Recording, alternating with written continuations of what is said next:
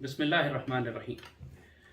हज़रत नेमतुल्लाह शाह वली की पेशिंगोइयों के हवाले से हम एक प्रोग्राम कर चुके हैं जिसमें हमने ये बताया है कि आपने आज के पाकिस्तान और मुस्लिम दुनिया के हवाले से क्या पेशिंगोइयाँ फरमाई थी। आज हम आपसे उन पेशिंगोइयों के हवाले से बात करेंगे कि जिनका ताल्लुक आने वाले वक्त से, मुस्तकबिल से और आखिरी ज़माने तक है। देखिए, एक बात ध्यान में रखिएगा कि ये कई सौ साल पुरानी पेशिंगोइयाँ हैं। अंग्रेज़ों के दौर में 1857 की जंग आज़ादी लड़ी इन पेशिंगोइयों की बुनियाद पर गई थी, क्योंकि आपने फरमाया था कि अंग्रेज़ 100 साल तक हिंदुस्तान में रहेगा और मुसलमानों का ये ख्याल था कि चूंकि 1757 में बैटल ऑफ पलासी हुई है तो 1857 में 100 साल पूरे हो जाते हैं तो अंग्रेज़ों को निकालने के लिए वक्त आ चुका। लेकिन इंटरप्रिटेशन में थोड़ी गलती हुई। ये 100 साल जो थे तकरीबन वो 1857 के बाद शुरू होने थे और जाहिर है फिर आपने देखा कि 1947 में पाकिस्तान बनता है। चूंकि अंग्रेज़ों ने पाबंदी लगाई हुई थी, इनकी कोई जितनी किताबें इनकी थीं, जितनी लाइब्रेरीज में ज़ख़ीरों में थी, इनको जला दिया गया था। तो फिर ये थोड़े थोड़े अशार मुख्तलिफ घरों में, कुतुब खानों में लोगों के पास महफूज थे और कम अज़ कम रिकॉर्डेड हिस्ट्री ये है कि 200-250 साल से तो कम अज़ कम प्रिंटेड डॉक्यूमेंट्स इनके अवेलेबल हैं। 1857 की जंग से पहले इसका जो एक आखिरी छपा हुआ नुस्खा है वो तकरीबन 1851 का है। हज़रत नेमतुल्लाह शाह वली पे बहुत से लोग एतराज़ करते हैं, जी ये तो बात के बनाए हुए अशार हैं, इनकी कोई रियलिटी नहीं है और गैब का इल्म तो सिर्फ अल्लाह जानता है, कोई इंसान कैसे जान सकता है। एक बात याद रखिएगा कि अल्लाह सिर्फ इंसानों को गैब का इल्म ही नहीं देता, शहादा का इल्म भी अल्लाह ही देता है। लोग कहते हैं गैब का इल्म अल्लाह के पास है, तो क्या शहादा का यानी हाजिर का इल्म किसके पास है? अल्लाह तो आलिमुल गैब व शहादा है। अगर इंसान ये क्लेम करे कि शहादा और ज़ाहिर का इल्म उसके अपने पास है, ये भी शिरक है, क्योंकि ये इल्म भी उसको अल्लाह ने दिया है। और फिर गैब किसे कहते हैं? जो चीज़ एक शख्स के लिए गैब है वो दूसरे के लिए गैब नहीं होती। सैयदी रसूलुल्लाह ने बड़ी मशहूर हदीस शरीफ फरमाई है कि मोमिन की फिरासत से बचो कि वो अल्लाह के नूर से देखता है। अब अल्लाह के नूर की ना कोई रेंज है, ना कोई इसका वक्त ज़मान वक्त की कोई पाबंदी उसके ऊपर है। इंसान कितनी सदियों आगे देख लेता है अपनी फिरासत से, कितना पीछे माजी में देख लेता है, इस पर कोई पाबंदी तो नहीं लगाई। अल्लाह का नूर है, अल्लाह के नूर से जब वो देखता है तो जहाँ तक चाहे देख सकता है। और जब उसकी बयान की भी बातें, जो कुछ उसने देखा है, अगर वो सैयदी रसूलुल्लाह की अहदीस मुबारका के ऐन मुताबिक हैं तो फिर उन पर एतबार करना चाहिए। और अगर दीगर साहिब नज़र, साहिब बसीरत औलिया अल्लाह भी वही बातें कर रहे हैं जो एक अल्लाह का वली कर रहा है, तो फिर और मुहर सब्त हो जाती है और तस्दीक हो जाती है कि ये बातें जो कही जा रही हैं ये अल्लाह की तरफ से इशारा है। सैयदी रसूलुल्लाह ने बिल्कुल वाज़ेह फरमाया है कि नबूवत ख़त्म होने के बाद नबूवत का 40वां हिस्सा जो उम्मत को तकसीम हुआ है वो सच्चे ख्वाबों की शक्ल में। सच्चे ख्वाब भी एक गैब की तरफ से अल्लाह का इल्म है जो अल्लाह अता फरमाता है अपनी उम्मत को। और पूरी मुसलमान तारीख भरी हुई है कि किस तरह ख्वाबों की बुनियाद के ऊपर स्पिरिचुअल इंटेलिजेंस जिसे हम कहते हैं, रूहानी इंटेलिजेंस, इसके ज़रिए मुसलमानों ने बड़े बड़े काम किए। तो हज़रत नेमतुल्लाह शाह वली जो कुछ फरमा रहे हैं आखिरी ज़माने के बारे में, वो हम पाकिस्तानियों के लिए बहुत ही ज़्यादा अहम है, क्योंकि पाकिस्तान का इसमें मरकज़ी किरदार है। सैयदी रसूलुल्लाह की वो अहादीस जिनका ताल्लुक़ ग़ज़वा हिंद से है, उनमें भी पाकिस्तान का मरकज़ी किरदार है। अल्लामा इकबाल ने जो बिशारतें और खुशखबरियाँ इस पाकिस्तान को दी हैं, सबक फिर पढ़ सदाकत का, शुजाअत का, अदालत का, लिया जाएगा तुझसे काम दुनिया की इमामत का, इसका ताल्लुक़ भी हम पाकिस्तानियों से है। सैयदी रसूलुल्लाह ने जब ये फरमाया कि हिंद के मुसलमान, ग़ज़वा हिंद में मुसलमानों के लश्कर जो हैं वो मुशरिक हुक्मरानों को जंजीरों में लपेट कर लाएंगे और जब वापस पलटेंगे तो शाम में ईसा अलैहिस्सलाम को पाएंगे, यानी इमाम मेहदी का और ईसा अलैहिस्सलाम का वक्त होगा, ये इसका ताल्लुक़ भी पाकिस्तान से है। जब सैयदी रसूलुल्लाह ने फरमाया कि खुरासान की जानिब से मुसलमान फ़ौजें उठेंगी जो गैर अरब होंगी, जिनके पास गहरे सब्ज़ रंग के परचम होंगे, ये भी पाकिस्तान के बारे में खूबसूरत तरीन बिशारत है। हम भी खुरासान की जानिब पाकिस्तान है। और मैं यहाँ पे रायत-उस-सूद का तर्जुमा काले झंडे नहीं कर रहा, गहरे सब्ज़ झंडे कर रहा हूँ, क्योंकि अगर आप अरबी की कदीम जामे लुग़त और डिक्शनरी उठा कर देखें تو रायत सूद जो है इसका एक तर्जुमा गहरा सब्ज रंग भी होता है, गहरे सब्ज रंग के झंडे भी होता है। लोग उसका तर्जुमा काले झंडे करते रहे, लेकिन अगर आप पुरानी डिक्शनरीज उठा के देखिए तो सूद स्याह के लिए भी इस्तेमाल होता है और गहरे सब्ज रंग के लिए भी। और ये अल्लाह के फजल से अब जब आप जियोपॉलिटिक्स आज के दौर की पाकिस्तान का परचम देखते हैं तो यू रियलाइज कि सुभान अल्लाह, ये मदीना सानी, ये पाक सरजमीन, ये पाकिस्तान जिसके नाम का मतलब ही मदीना तैयबा है, अल्लाह ने इसको परचम भी राया तो सूद दिया है, गहरा सब्ज बाइज्जत मुअज़्ज़ज़ परचम। रजुल सूद का लफ्ज़ इस्तेमाल होता है अरबी में, इसका मतलब ऑनरेबल मैन, एक बाइज्जत मुअज़्ज़ज़ आदमी। रायत सूद का एक तर्जुमा मुअज़्ज़ज़ परचम है, एक तर्जुमा है गहरे सब्ज परचम, और दोनों ही तर्जुमे पाकिस्तान पर नाफिज होते हैं अल्हम्दुलिल्लाह। तो अब जो कुछ इसके बाद नेमतुल्लाह शाह वली ने फरमाया है, उसकी तरतीब में आप आर्गुमेंट कर सकते हैं, बहस कर सकते हैं कि पहले ये इवेंट होगा, बाद में ये इवेंट होगा, मगर हम आजकल की जियोपॉलिटिक्स को सामने रखते हुए जब हमने इनको तरतीब दिया और ये किताब अपनी हमने पूरी लिखी इस हवाले से, तो एक बिल्कुल क्लियर पिक्चर नजर आती है कि जो modern geopolitics, Pakistan India relationship, Pakistan के अंदर जो क्योस और क्राइसिस है, और जो आने वाली इस वक्त दुनिया जिस सिमत में जा रही है, उन सब को सामने रखते हुए जो तरतीब हमें समझ आई है वो हम आज आपके सामने बयान करेंगे।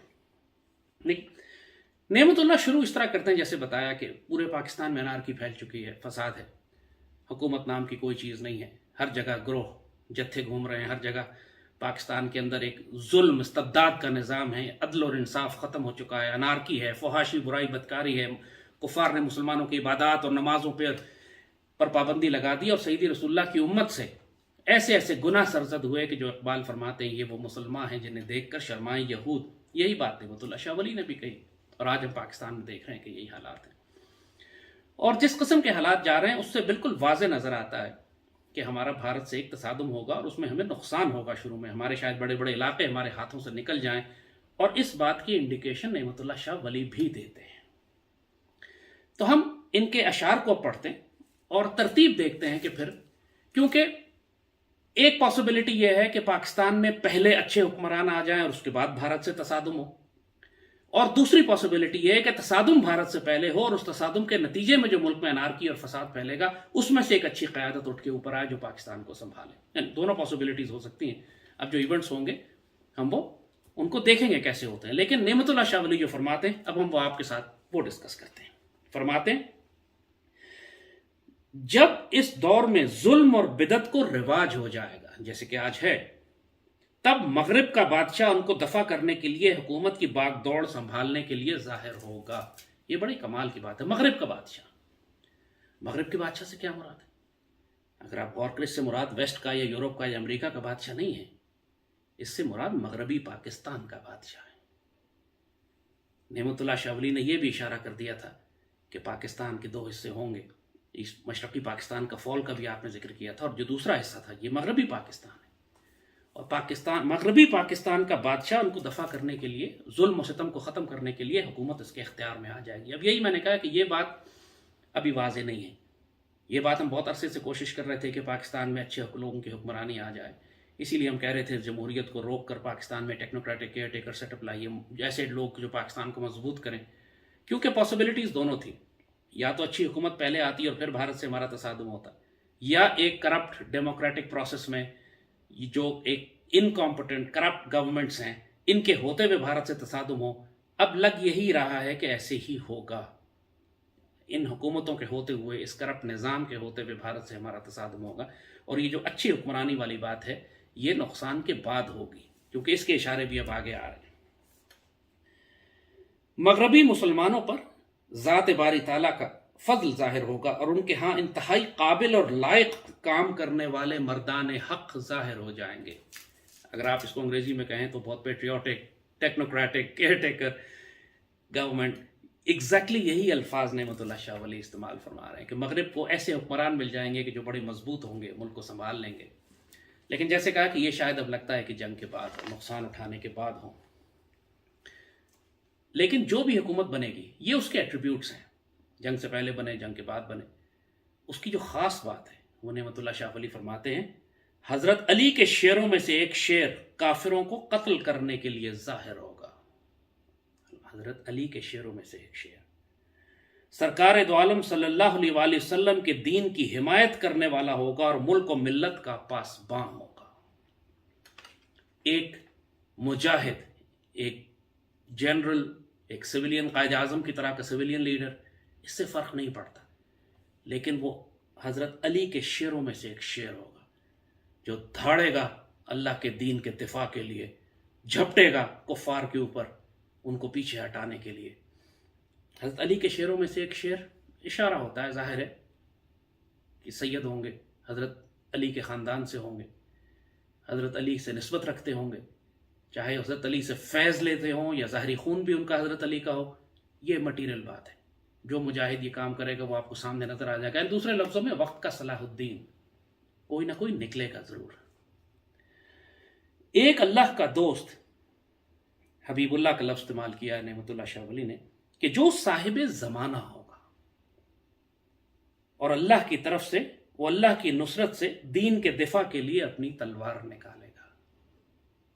صاحب زمانہ ہوگا، ظاہر ہے جیسے کہا صاحب زمانہ بڑے بڑے مجاہد ہوتے ہیں اپنے دور میں، حضرت خالد بن ولید، سلطان صلاح الدین ایوبی، یہ وہ مجاہدین کے جو دین کے دفاع کے لیے اپنی تلوار نکالتے ہیں، اور جب ہر طرف اندھیرا ہوتا ہے تو یہ دشمنوں کی توقع کے خلاف کائنات کی بازی پلٹ دیتے ہیں. اللہ اس پاکستان کو یتیم نہیں چھوڑے گا. آج ہم یتیم ہیں، ہمیشہ ایسے نہیں رہیں گے. یہ خوشخبری ہم کو اللہ اس کے رسول کی طرف سے بھی ہے، فقراء اور بابوں کی طرف سے، بابا اقبال کی طرف سے بھی، اور حضرت نعمت اللہ شاہ ولی کی طرف سے بھی. ایک اللہ کا دوست کہ جو صاحب زمانہ ہوگا، اللہ کی طرف سے اللہ کے دین کی نصرت کے لیے اپنی تلوار نکالے گا. ماشاءاللہ ایسا ہونے جا رہا ہے، یقیناً ایسا ہوگا. مگر فرماتے ہیں، اب وہی بات جیسے ہم نے کہی کہ یہ بات کیا جنگ سے پہلے ہوگی یا جنگ کے بعد، یہ دیکھنا باقی ہے. بھی جو ظاہری حالات ہیں، پاکستان کے موجودہ حکمران تو اپنی اس جمہوریت کی پوجا کرنے سے باز نہیں آ رہے ہیں. کوئی ظاہری امید نظر نہیں آتی. پاکستان کے جو انسٹیٹیوشنز ہیں، سپریم کورٹ، آرم فورسز، ہماری پارلیمنٹ، ہمارے پولیٹیکل پارٹیز، ان میں کوئی بھی اپنے آپ کو اتنا کمٹ نہیں کرنا چاہتا کہ پاکستان کے نظام کو تبدیل کر کے یہاں پر ایک اللہ اس کے رسول کا نظام لے آئے. جو نظام ہے وہی چل رہا ہے، جو گلا سڑا سا سسٹم ہے اسی کو گھسیٹا جا رہا ہے، اس لاش کو. نتیجتاً پورا پاکستان آج وہی ظلم و ستم ہے جس کو ہم پہلے پروگرام میں بیان کر چکے ہیں، جس کو نعمت اللہ شاہ ولی نے پہلے بتایا تھا. تو یہ حکمران کیسے آئیں گے؟ اب لگتا یہی ہے، چانسز اس بات کے ہی سب سے زیادہ ہیں کہ یہ میدان جنگ سے نکلیں گے. اور جنگ کے بارے میں نعمت اللہ شاہ ولی فرماتی، جنگ شروع کیسے ہوگی اس کے بارے میں فرماتے ہیں، چترال، ننگا پربت، گلگت اور چین سے ملحقہ علاقہ جات اور تبت میں ایک جنگ لڑی جائے گی. اب ذرا اس کو آج کی جیو پالیٹکس کے حوالے سے دیکھیے کہ سارا کشمیر سے لے کر تبت تک ایک علاقہ اس وقت بالکل جنگ کے دہانے پر کھڑا ہوا ہے. چین اور بھارت کے درمیان لداخ اور لائن آف ایکچوئل کنٹرول جسے وہ کہتے ہیں، وہاں پر ایک کنفرنٹیشن ہے، لڑائی شروع ہو چکی ہے آلموسٹ. بڑی ایک خطرناک ٹینس سٹینڈ آف ہے. پھر پاکستان کے ساتھ لائن آف کنٹرول کے اوپر ان کی جھڑپیں ہو رہی تھی. ٹیمپرری یہ جو سیز فائر انہوں نے بھی کیا بیمانی ہے، کچھ عرصے کے لیے ختم ہو جائے گا. کشمیر کے اندر آزادی کی آگ بھڑک رہی ہے، اور دشمن بار بار کہہ رہا ہے کہ وہ گلگت میں اپنی فوجیں داخل کرے گا، جس کو یہ پاکستانی آکوپائڈ کشمیر کہتے ہیں ہم اس پر قبضہ کرنے کے لیے اب آئیں گے. لہٰذا یہ جو علاقہ ہے، وہ جس علاقے کے، اور وہ کہہ رہے ہیں کہ ہم وہاں سے راستہ کاٹیں گے چترال کے ذریعے افغانستان جانے کا. انڈین پلاننگ کھل کے یہ بیان کر رہے ہیں. اور کمال کی بات یہ ہے کہ نعمت اللہ شاہ ولی اس پورے خطے کا ذکر کر رہے ہیں کہ جہاں پہ ہم دیکھ رہے ہیں کہ آنے والے وقتوں میں وہ ایک بڑا بیٹل فیلڈ بنے گا. چترال، نانگا پربت، گلگت اور چین سے ملحقہ علاقہ جات اور تبت میں ایک جنگ لڑی جائے گی. اس کے بعد ملک ہند میں ایک فتنہ پیدا ہوگا تو غازیان اسلام اعلان جہاد کر کے کھڑے ہو جائیں گے. ملک ہند میں ایک فتنہ پیدا ہوگا. اب یہ اس سے کیا مراد ہے؟ وہ فتنہ آر ایس ایس ہے. آر ایس ایس بہت بڑا فتنہ ہے، مودی کی حکومت ہے. اس سے مراد ان کا کشمیر کو انیکس کر لینا ہے. ان سے مراد مسلمانوں کا قتل عام ہے وہاں پر، جس طرح گجرات کے رائٹس انہوں نے کیے تھے. کچھ ہوگا، کوئی بہت بڑا ایونٹ انڈیا کے اندر ہوگا کہ جو اس جنگ کی آگ کو بھڑکا دے گا. اور جیسے آپ نے کہا، اب تو پوری دنیا کی اسسمنٹس آ رہی ہیں کہ مودی کے ہوتے ہوئے پاکستان اور انڈیا کی تاریخ میں سب سے زیادہ پاسبلٹی ہے خوفناک جنگ ہونے کی جب سے مودی حکومت میں آیا. امریکن تھنک ٹینکس بھی یہ بات کر رہے ہیں. پھر اور اس کے نتیجے میں پاکستان اور بھارت کی ایک جنگ شروع ہو جائے گی. پاکستان جنگ کو چاہے یا نہ چاہے, ہمارے لوگ غزوہ ہند سے انکار کریں یا نہ کریں, ہمارے لوگ تلوار نکالیں یا نہ نکالیں, ہمارے لوگ کشمیر کی مدد کریں یا نہ کریں, مجاہد ہوں یا پیسیفسٹ بزدل ہوں, کوئی فرق نہیں پڑے گا. جو کام اللہ نے کروانا ہے وہ اللہ کروا لے گا. جنگ پاکستان پر مسلط کی جائے گی. آپ کو چوائس ہی نہیں دی جائے گی کہ آپ امن کی آشا کرتے پھریں, آپ سوچتے پھریں کہ ہم نے جنگ کرنی یا نہیں کرنی, ہم نے ملک کی معیشت ٹھیک کرنی ہے. اللہ بزدلوں اور بغیرتوں کا رب ہے ہی نہیں, وہ شیر اور دلیروں کا رب ہے. اور جو ایک تمہاری مرضی ہے اور ایک اللہ کی مرضی ہے, اور آخر میں ہوگا وہی جو اللہ کی مرضی ہے. بھارت ہم پر حملہ کرے گا فالس فلیگ فساد کے ذریعے. اس کو فتنہ جو ظاہر ہوگا وہ کوئی بڑا فالس فلیگ آپریشن بھی ہو سکتا ہے. نعمت اللہ پھر فرماتے ہیں کہ جب یہ جنگ شروع ہو جائے گی تو یہ غزوہ, انہوں نے غزوے کا لفظ استعمال کیا ہے. دیکھیے غزوے کا لفظ استعمال فرمایا, انہوں نے جنگ کا لفظ نہیں استعمال فرمایا. یہ غزوہ 6 سال تک ایک شدید جنگ کی صورت میں جاری رہے گا, جس میں ہر جگہ اس جنگ کی وجہ سے لوگوں کا قتل عام ہوگا. اگر بھارت اور پاکستان کی جنگ شروع ہو جاتی ہے تو اب یہ 17 دن والی اور 22 دن والی جنگیں نہیں ہوں گی. آپ پورے مڈل ایسٹ میں دیکھ رہے ہیں, عراق کی جنگ کو 18 سال ہو گئے ہیں, یا افغانستان کی جنگ کو 20 سال, سیریا کی 7 سال, یمن کی جنگ کو 5 سال, لیبیا کی جنگ کو 5 سال 6 سال. اب جو جنگیں ہو رہی ہیں وہ اربن وارز ہیں, بہت لمبی چلتی ہیں. نعمت اللہ بھی اس طرف اشارہ کر رہے ہیں کہ ایک دفعہ یہ غزوہ شروع ہو جائے گا, غزوہ ہند یعنی جب یہ شروع ہو جائے گا تو ایک شدید جنگ کی صورت میں جاری رہے گا, اور 6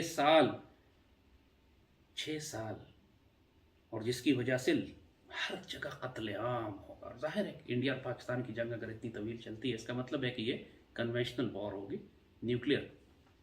شروع میں بہرحال کم از کم نہیں ہے. مگر اس جنگ کے نتیجے میں ظاہر ہے اگین ہوگا کیا کہ جب ایک دفعہ جنگ شروع ہو جائے گی, ظاہر ہے شروع میں پاکستان کا نقصان ہوگا, اس کی آگے وہ بتا رہے ہیں. لیکن وہ یہ بتا رہے ہیں اہل کابل بھی کافروں سے قتل کرنے کے لیے, کافروں کو قتل کرنے کے لیے نکل آئیں گے, اور کافر پوری کوشش کریں گے کہ کسی بہانے سے اس جہاد کو روک سکیں. ظاہر ایک دفعہ اگر غزوہ ہند کا اعلان ہو گیا تو ہر طرف جو مسلمان ہیں, خاص طور پہ افغانستان کے مسلمان ہیں, ہماری پشتون بیلٹ, وہ سب وہاں بھی اعلان جہاد ہو جائے گا, اور وہ سب کے سب آئیں گے پاکستان کی مدد کرنے, ہندوؤں مشرکوں سے لڑنے کے لیے, جیسے 47 میں ٹرائبل ایریا سے آئے تھے سارے. اور مشرک کافر کوشش کریں گے, انڈیا کوشش کرے گا کہ افغان طالبان یا افغان مجاہدین یا ہمارے پشتون مجاہدین جو ہیں وہ اس غزوے میں شامل نہ ہو سکیں. اسی لیے افغانستان میں امریکنز کے نکلنے کے بعد امریکن انڈینز اپنی پریزنس وہاں چاہتے ہیں. مگر جو ہونا ہے وہ اللہ کر کے رہے گا. فرماتے ہیں نعمت اللہ کے سرحد کے غازیوں کے قدموں تلے زمین اس طرح لرزے گی جیسے قیامت برپا ہو رہی ہے. اللہ اکبر. اور وہ ہر جانب سے جہاد کے مقصد کے لیے والہانہ نکل آئیں گے. ایک دفعہ اگر مسلمانوں کو پتہ چل جائے کہ غزوہ ہند کا آغاز ہو گیا تو مجھے بتائیں کون سا مسلمان ہے پوری دنیا میں کہ جو اس غزوے میں شرکت نہ کرے. سیدی ابو ہریرہ رضی اللہ تعالیٰ عنہ تو سخت بے چین تھے اس غزوے میں شریک ہونے کے لیے. بار بار سیدی سے پوچھتے تھے کہ آپ مجھے نصیب ہوگا یہ. سیدی نے فرمایا بہت مشکل ہے, آپ کے لیے نہیں, یہ بعد والے وقتوں کے لیے. فرماتے ایک اشارہ دیا ہے کس وقت ہوگی یہ جنگ, ایک کلو دیا ہے نعمت اللہ شاہ ولی نے. فرماتے ہیں یہ جنگ بڑی عید اور چھوٹی عید کے درمیان ہوگی, یا چھوٹی عید اور بڑی عید کے درمیان ہوگی, یعنی عید الفطر اور عید الاضحیٰ کے درمیان, یا بڑی عید اور چھوٹی عید کا مطلب ہے کہ حج گزرنے اور اگلی عید کے درمیان میں 6 7 8 مہینے کا جو 10 مہینے کا فرق ہوتا ہے اس کے درمیان ہوگی. بہرحال اگین ایک صرف انہوں نے دیا. اور اس جنگ کے نتیجے میں مسلمان ان تمام علاقوں کو حاصل کر لیں گے جو ان کے ہاتھوں سے نکل چکے ہوں گے. ہمارے ہاتھوں سے کون کون سے علاقے نکلیں گے؟ ظاہر ہے ہندوستان تو ہم چھوڑ کر آئے تھے, وہ بھی ہمارے ہاتھ سے نکلا تھا, لیکن یہاں یہ شاید ہی دوسرے علاقوں کی بات کر رہے ہیں کہ جو شروع کی جنگ میں ہمارے ہاتھوں سے نکلیں گے. ایک بار خون بہنا شروع ہو گیا تو دریائے اٹک کا پانی 3 بار کافروں کے خون سے سرخ ہوگا. دریائے اٹک تو یہ پشاور کے پاس ہے. تو ایک دفعہ جنگ شروع ہو گئی, ایک دفعہ خون بہنا شروع ہو گیا تو 3 مرتبہ دریائے اٹک کافروں کے خون سے سرخ ہوگا. افغانستان کے اندر بھارت کی بہت بڑی فوج, بھارت فوج بھیجنا چاہتا ہے اپنے دہشت گرد TTP کے خوارج, افغان NDS, افغانستان کے اندر کمیونسٹ ایلیمنٹ, پاکستان کے اندر PTM, عوامی نیشنل پارٹی کے ایلیمنٹس, یہ سارے وہ جو پاکستان کے نظریے کے خلاف بھارت کے ساتھ ساز باز کر کے ہمیشہ سے پاکستان کو تباہ کرنے کی کوشش کر رہے ہیں، جب ایک آخری جنگ بھارت سے شروع ہو گئی تو یہ سارے غدار کھل کر نکل کر سامنے آ جائیں گے۔ جیسے ہم نے کہا نا کہ تمام آثار یہ بتا رہے ہیں کہ پاکستان کے بڑے بڑے علاقے شروع میں ہمارے ہاتھوں سے نکلیں گے۔ پشاور میں شاید فساد کھڑا ہو جائے بہت سخت، ہمارے ہاتھوں سے کشمیر کے علاقے نکل جائیں، گلگت بلتستان کی بات ہو رہی ہے، لاہور سیالکوٹ یہ علاقے ہمارے انڈر پریشر آ جائیں، شاید نکل بھی جائیں کچھ علاقے ان کے۔ نعمت اللہ فرماتے ہیں کہ اٹک کا دریا 3 دفعہ کافروں کے خون سے سرخ ہوگی۔ یہ جنگ لمبی چلے گی، جیسے کہا 6 سال انہوں نے کہا جنگ چلے گی، اور خوفناک ہوگی، گھمسان کی ہو گئی۔ جنگ کے ترازو بدلتے رہیں گے، کبھی ان کا پلڑا بھاری ہوگا، کبھی ہمارا ہوگا۔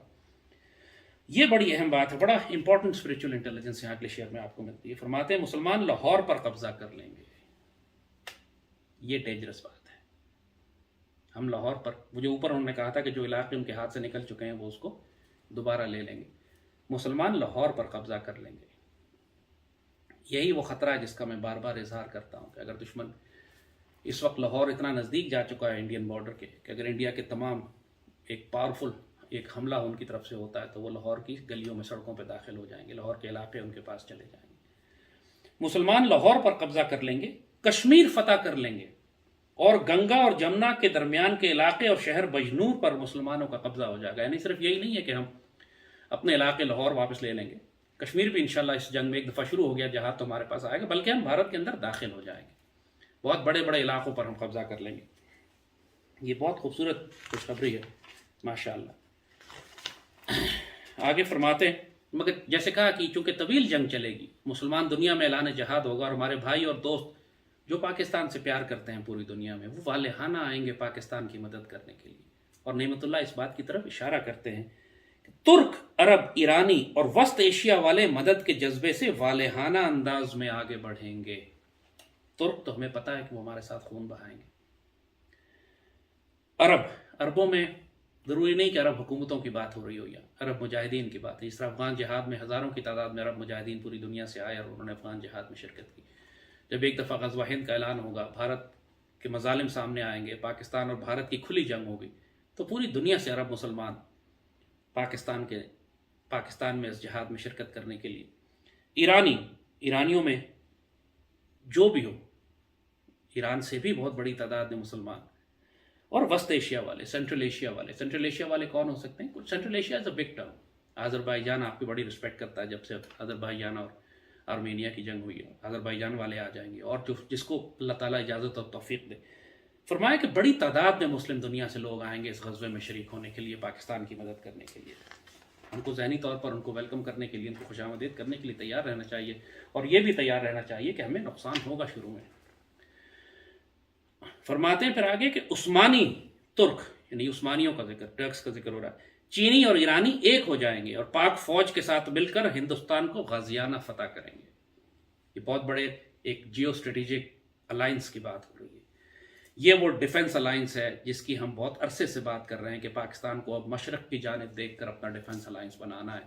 China, Iran, Turkey, Russia even for that matter, ہمیں سینٹرل ایشیا، ہمیں ایسٹرن بلاک کی طرف جانا ہے، اور یہ جو امریکن کیمپ ہے اس سے اب ہمیں نکلنا ہوگا، کیونکہ آنے والی صدی جو ہے وہ مشرق کی ہے۔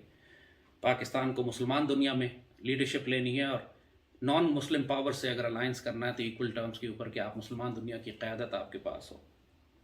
فرماتے ہیں کہ عثمانی، ترک، چینی اور ایرانی، ظاہر ہے یہ اگر ہمارے اسٹریٹجک الائنس ان کے ساتھ ہیں اور ہمارے انٹرسٹ کنورج کر جاتے ہیں تو وہ یقیناً پھر ہماری مدد۔ ترک تو ہر حال میں آئیں گے، چین ہمیں اور لڑے ہمارے لیے خون تو نہیں بہائے گا، لیکن انڈیا سے اس کے اپنے ڈسپیوٹس ہیں، تو ظاہر ہے اپنے انٹرسٹ کو پروٹیکٹ کرنے کے لیے وہ لڑیں گے، انڈیا سے ہمیں اسلحہ دے سکتے ہیں۔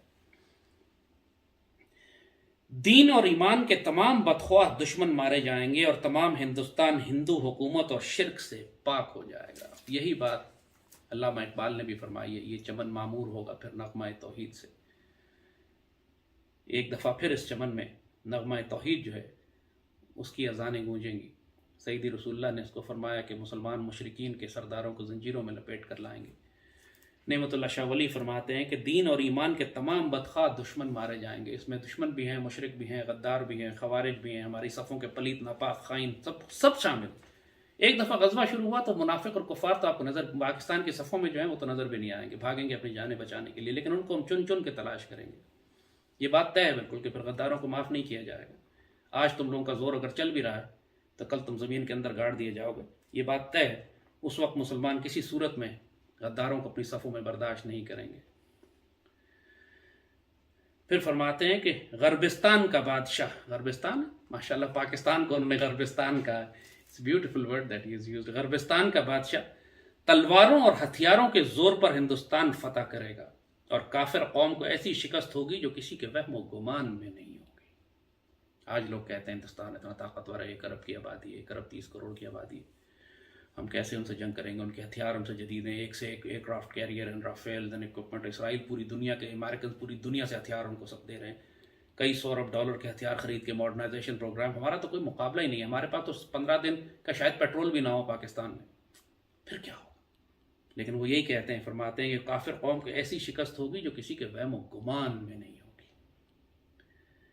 جب آپ غزوے کی نیت سے لڑیں گے، جب افغان طالبان 9/11 میں جب امریکن نے افغانستان پہ حملہ کیا، اس وقت دنیا کا کوئی اینالسٹ، کوئی تھنک ٹینک یہ بتا سکتا تھا کہ 20 سال تک یہ جنگ چلے گی، اس کے بعد امریکن کتوں کی طرح ذلیل ہو کے وہاں سے نکالے جائیں گے؟ افغان طالبان کے پاس کیا ہے؟ ان کے پاس تو سوائے کلاشنکوف رائفلوں کے کچھ بھی نہیں تھا۔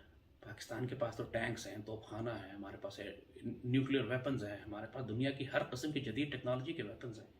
افغان طالبان کے پاس تو کچھ بھی نہیں تھا، کوئی ریڈار نہیں، کوئی اینٹی ایئر کرافٹ نہیں، آج تک اینٹی ایئر کرافٹ ویپن ہی یوز نہیں کیا۔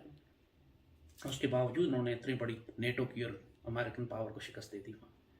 اللہ کا توکل اور بھروسے پہ بہت غیر معمولی معجزات اپنی آنکھوں سے اگر آپ نے دیکھ لیں نا، افغانستان کا جہاد آپ کے سامنے، پھر اللہ نے جس غزوے کی، جس فتح کی خوشخبری آپ کو دی ہوئی ہے، پاکستانی قوم کیوں شک میں پڑتی ہے کہ ہم کیسے انڈیا سے لڑیں گے، ہمیں معیشت ٹھیک کرنی ہے پہلے ہی؟ بہت بے شرموں کا، بے غیرتوں کا جواب ہے ان لوگوں کا جن پر اللہ کی لعنت پڑی ہوئی ہو، جو سیدی رسول اللہ کے وعدے پر ایمان نہ رکھتے۔ اور اس کے بعد ماشاءاللہ جب ہندوستان کی فتح ہو جائے گی، ظاہر ہے بہت بڑے بڑے گیپس ہیں اس کے اندر، کیونکہ ظاہر ہے ہر پوری تفصیل بتانے، مائل سٹونز بتا دیے جاتے ہیں کہ ایسے ہوگا، ایسے ہوگا اور ایسے ہوگا، بڑے بڑے انڈیکیٹرز دے دیے۔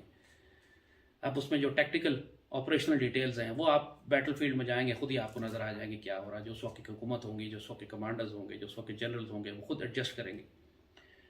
نعمت اللہ فرماتے ہیں کہ وہ جو بات انہوں نے پہلے کہی تھی کہ ایک صاحب قرن، جو صاحب زمانہ ہوگا، حضرت علی کے شعروں میں سے ایک شعر ہوگا، ایک حبیب اللہ ہوگا، ایک اللہ کا دوست ہوگا، ایک مجاہد ہوگا، وہ قیادت کرے گا پاکستان کی فوجوں کی۔ اس کے بارے میں نعمت اللہ فرماتے ہیں، اے میرے بھائی، میں 40 سال تک اس بادشاہ کی حکومت دیکھتا ہوں۔ 40 سال، لانگ ٹائم۔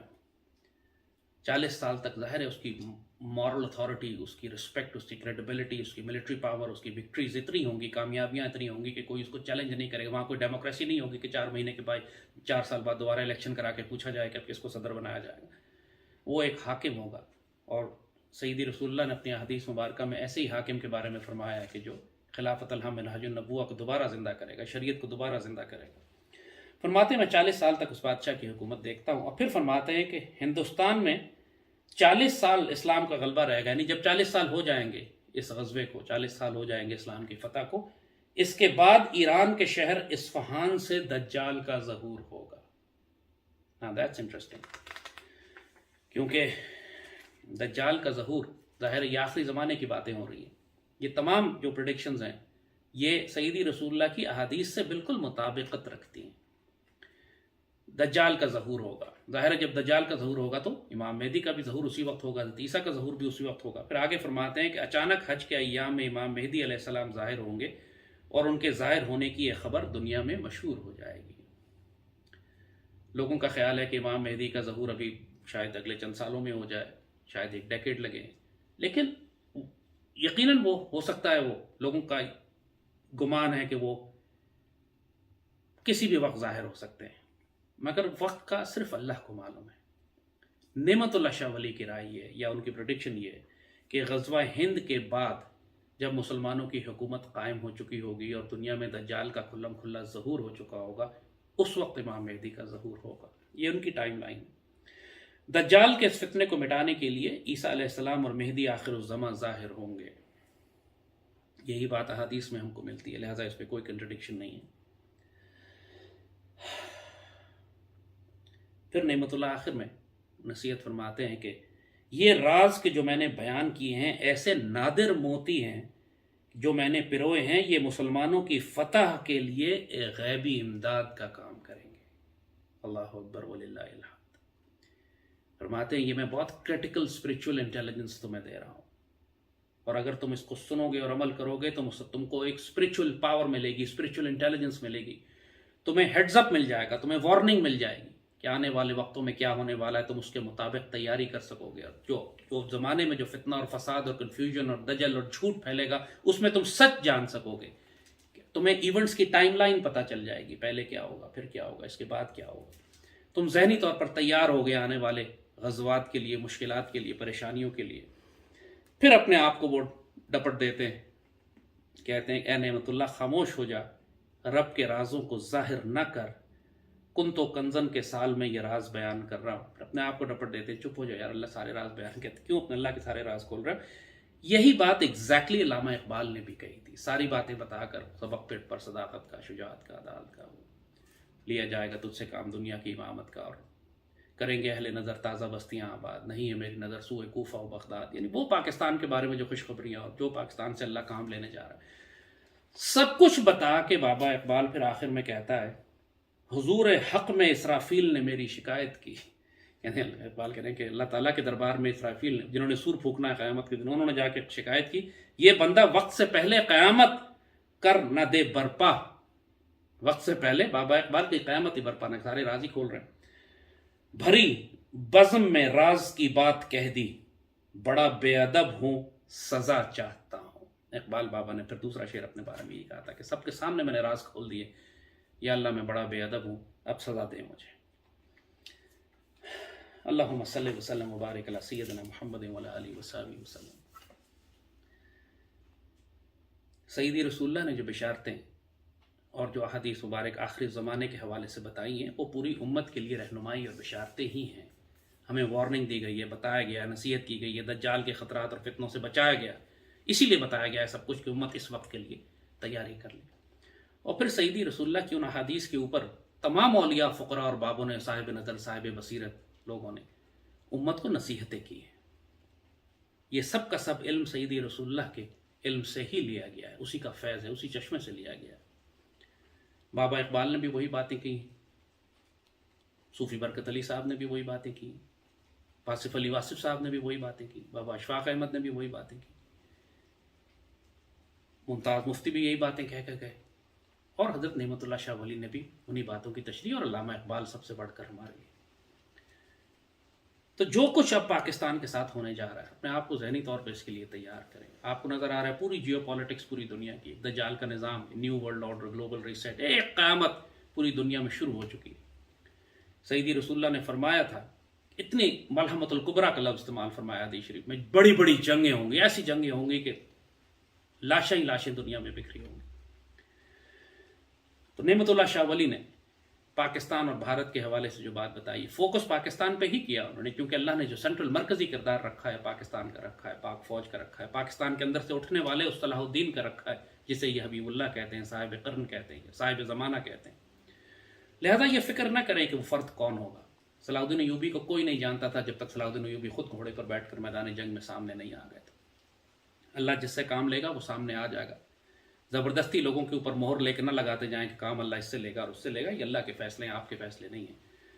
میدان جنگ کی اس آتش میں جب آگ دہک رہی ہوگی، اس وقت جو اللہ کا بندہ کھڑا رہ جائے گا وہی ہوگا۔ کہتا ہے زمانے سے یہ درویش جواں مرد، جاتا ہے جدھر بندہ حق تو بھی ادھر جا۔ اللہ پاکستان کا حامی و ناصر ہو۔ اپنے آپ کو آنے والے وقت کے لیے تیار کیجیے، غزوہ ہند کی سعادت سے محروم نہ رہیے گا۔ سیدی رسول اللہ کی بشارتیں، بابا اقبال کی خوشخبریاں، اور نعمت اللہ شاہ ولی کی نصیحتیں، اور تمام اولیاء اللہ کی خوشخبریاں، سب کچھ ایک جانب اشارہ کر رہی ہیں کہ یہ رزق اللہ نے پاکستان کے لیے رکھا۔ پاکستان زندہ باد۔